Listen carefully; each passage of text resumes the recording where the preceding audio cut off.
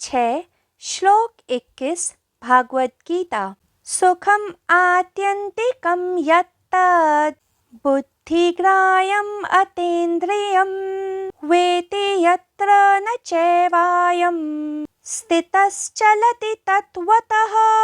अनुवाद: इंद्रियों के परे जो शाश्वत आनंद है, जो शुद्ध हुई सूक्ष्म बुद्धि के द्वारा ही प्राप्त करने योग्य है, उसको जिस अवस्था में अनुभव करते हैं तथा जिस अवस्था में स्थित वह कभी विचलित नहीं होता है। व्याख्या: इस श्लोक में योगेश्वर श्री कृष्ण कह रहे थे कि जिस मनुष्य ने जान लिया कि वह इंद्रियों के परे है, फिर वह परमात्मा के स्वरूप से विचलित नहीं होता है, क्योंकि तब मनुष्य परमात्मा से एक हो परमात्मा ही हो जाता है।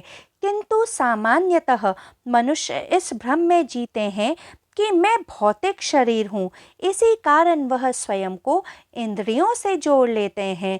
इस तरह इंद्रियों की यात्रा शुरू हो जाती है। हर एक इंद्री अपनी वासनाओं और इच्छाओं को पूरा करने की खोज में लग जाती है और मनुष्य उन इच्छाओं तथा वासनाओं को पूरा करने में जुट जाता है।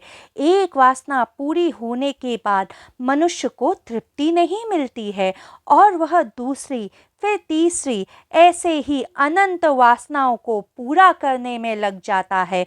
इसी कारण उसकी जीव आत्मा इन वासनाओं और इच्छाओं की परत से ढक जाती है। इस कारण जो जीव आत्मा मनुष्य में सदा से स्थिर अविचलित है, उसका अस्थिर विचलित होने का भ्रम होने लगता है। प्रश्न यह उठता है कि मनुष्य इंद्रियों के परे कब जा सकता है?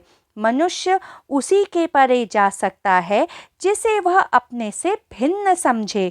तो जिस क्षण मनुष्य को यह ज्ञात हो जाता है कि ना वह यह भौतिक शरीर है, ना मन, ना बुद्धि, उस क्षण उसकी जीव आत्मा परमात्मा में स्थित हो सदा के लिए अविचलित हो जाती है।